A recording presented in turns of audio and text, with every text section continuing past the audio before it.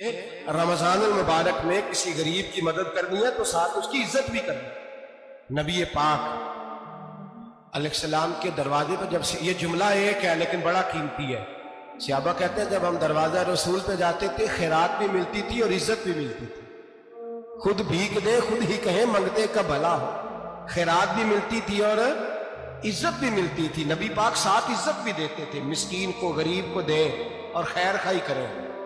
جوتے بیچنے والے جوتوں کے ریٹ سستے کریں، کپڑا بیچنے والے کپڑے کا ریٹ، درزی صاحب بھی ریٹ سستا کریں، دکاندار بھی چیزوں کا ریٹ، حکیم صاحب پیسے کم لیں، ڈاکٹر پیسے کم کریں، حکومت نرخوں میں کمی کرے اور یہ کام اجتماعی طور پہ کریں۔ میرے نبی پاک نے فرمایا رمضان غمخواری کا مہینہ ہے، اس میں غمخواری کرنی ہے، دوسرے کا خیال کریں، اظہار کریں، قربانی کریں۔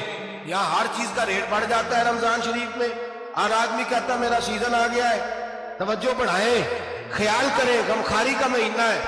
اور پھر آپ لوگوں سے یہ بھی گزارش ہے کہ رمضان المبارک کا جب مہینہ آئے تو جس آدمی کے ساتھ نیکی کرنی ہے وقت پہ کریں۔ کسی غریب کو پیسے دینے ہیں، کپڑے دینے ہیں تو یکم رمضان کو دیں۔ میں اکثر دوستوں سے پوچھتا ہوں، میں کہتا ہوں قاری صاحب نو جوڑا کدو دیندے ہو؟ کہندے 27 والے دن۔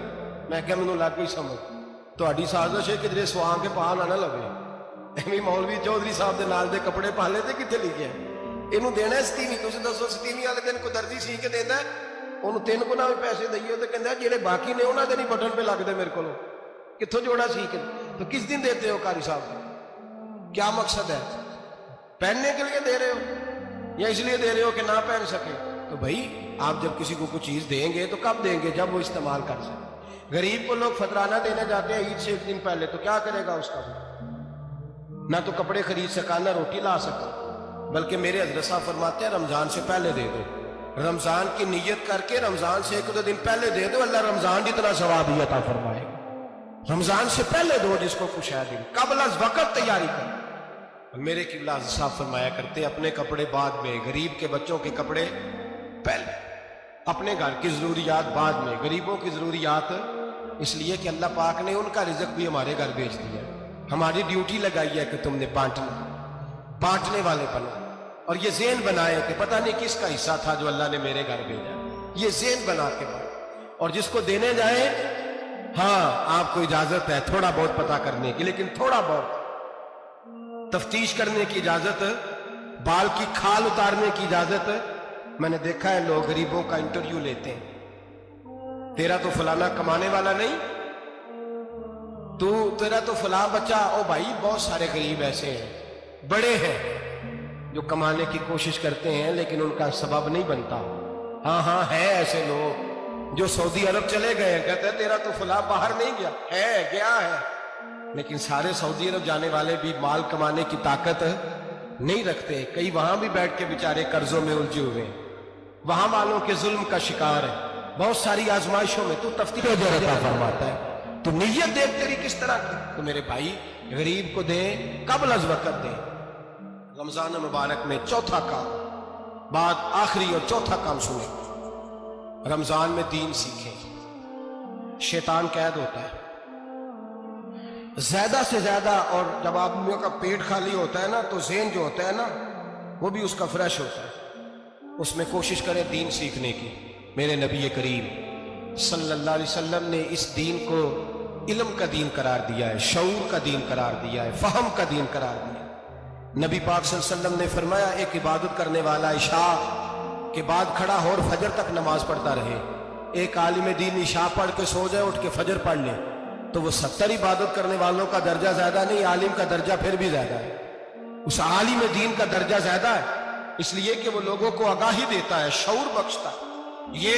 یہ دین جو ہے یہ، اور نبی پاک صلی اللہ علیہ وسلم نے فرمایا عبادت کرنے والے پر عالم کا درجہ اتنا ہی زیادہ ہے جتنا میرا درجہ اپنے غلاموں پر زیادہ ہے۔ عالم کو حضور نے اتنا بڑا مقام دیا، دین سیکھیں، شعور حاصل کریں، یہ فقاہت کا دین ہے، شعور حاصل کرنے کا دین ہے۔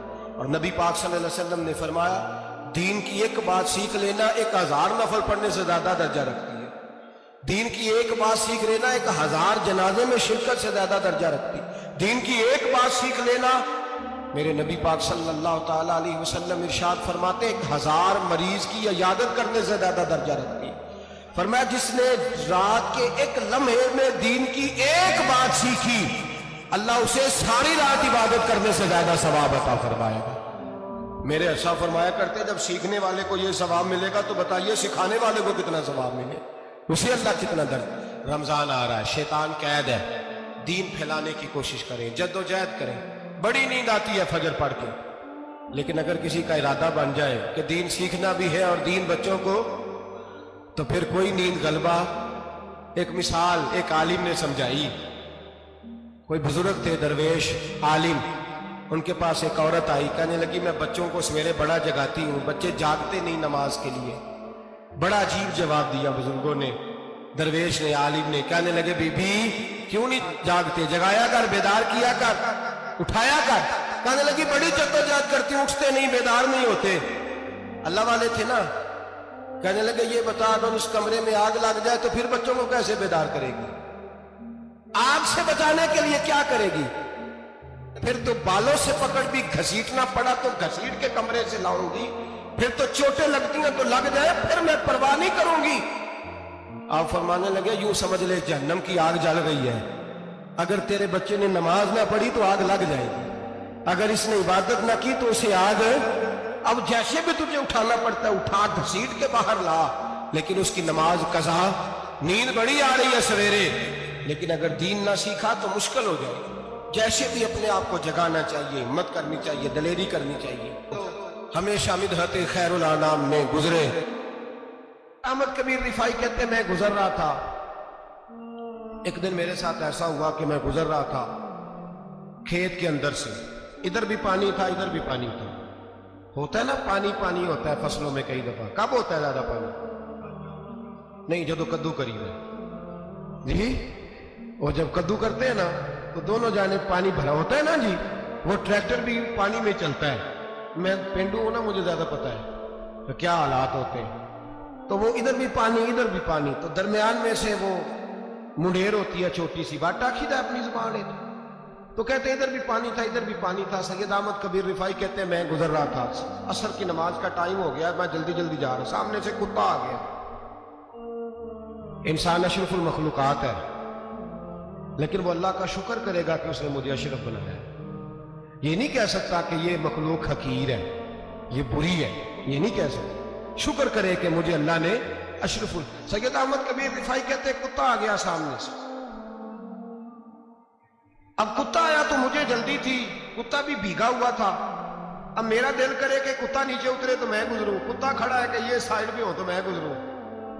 کہتے ہیں دیر ہو گئی تو مجھے ڈر لگتا تھا، میں نے کبھی کتے کو بھی نہیں جھڑکا تھا، کبھی کتے کو بھی، اپنی اتنی حیثیت ہی نہیں، جھڑکا ہی نہیں کبھی کسی کو۔ آپ فرماتے ہیں دیر ہو گئی تو میں نے کہا یا اللہ، حضرت سید احمد کبیر کہتے ہیں میں نے کہا یا اللہ اس کتے کو زبان ہی دے دے، میں اسے کچھ سمجھا ہی دوں، اسے زبان ہی دے دے تو قادر مطلق ہے، اسے زبان دے دی۔ تو میں نے کتے سے کہا نیچے اتر جا، میں نے نماز پڑھنی ہے۔ تو کہنے لگا بابا جی آپ اتر جائیں، آپ اتر جائیں، آپ اتر جائیں، میں کیوں اتروں؟ تو سید احمد کبیر رفاعی کہتے ہیں میں نے اس سے کہا کہ بات یہ ہے کہ میرے اوپر نماز فرض ہے، تیرے اوپر فرض نہیں، تو میں نے نماز پڑھنی ہے، اگر میں کھیت میں اتر گیا تو کیچڑ ہے، میرے کپڑوں کو مٹی لگ جائے گی، پتہ نہیں پانی پاک ہے کہ ناپاک ہے، تو اتر جا، تیرے اوپر نماز نہیں فرض، تو مجھے جانے دے۔ تو سید احمد کبیر رفاعی کہتے ہیں اس نے ایسی بات کی کہ میرے اوپر وجد طاری ہو گئی، کتے نے بات کی تو میں کانپنے لگا۔ راتی جاگے شیخ صدامے، راتی جاگ دے کتے تیتھوں کتے، مالک دا در مول نہ چھڑ دے، پاویں مارو 100 جتے تیتھوں کتے، وہ ایک برکی دا قدر پچھانن، پاویں مالک ہو من ستے تیتھوں کتے، رکھا سکھا کھا دنے جار رکھاں وچ ستے تے تیتھوں اتے، اٹھ بلیا چل یار منا لے نہیں تے بازی لے گئے نہیں کتے، اٹھ بلیا چل یار منا لے نہیں تے بازی لے گئے کتے تے تیتھوں اتے۔ سید احمد کبیر رفاعی کہتے ہیں وہ مجھے کہنے لگا آپ اتر جائے، تو میں نے کہا بھائی میرے اوپر نماز فرض ہے، تیرے اوپر فرض نہیں، تو اتر جا، میرے کپڑے آلودہ ہو جائیں گے تو کیا کروں گا؟ تو کہتے ہیں اس نے بات کی تو میں گھبرا گیا اور چھلانگ لگا کے میں کھیت میں اتر گیا۔ مجھے کہنے لگا بابا جی कपड़े अगर आपके कीचड़ से आलूदा हो गए तो पानी से साफ हो जाएंगे, और अगर मुझे हकीर जान के आपका दिल आलूदा हो गया तो 7 समुद्रों से भी साफ नहीं होगा।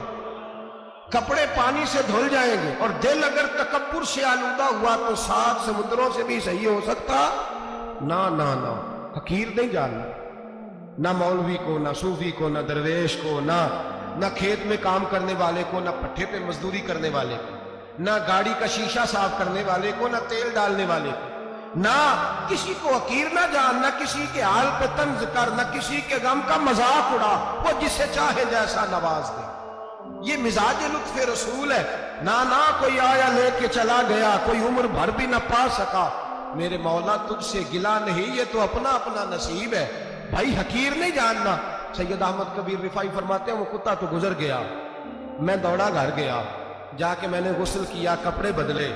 फरमाते हैं पहले भी मैं असर पढ़ता था, पर आज जब नमाज पढ़ी तो बड़ा ही मजा आया। मैं सर सजदे में रखूं, मेरा उठाने को जी ही ना चाहे, मैं रुकू में जाऊं तो मेरा सर उठाने को दिल ही ना चाहे। मेरा दिल करे आज मगरिब लेट हो जाए, आज सूरज देर से गुरूब हो, मैं आज सारा दिन असर ही पढ़ता रहूं। भाई जब तू आजिज़ी वाली पढ़ता। और अगर आपने अभी तक हमारा चैनल सब्सक्राइब नहीं किया तो फौरन सब्सक्राइब कीजिए, साथ बेल आइकॉन पर क्लिक करें ताकि मज़ीद आने वाली वीडियो है वो आपको बहुत होती रहे।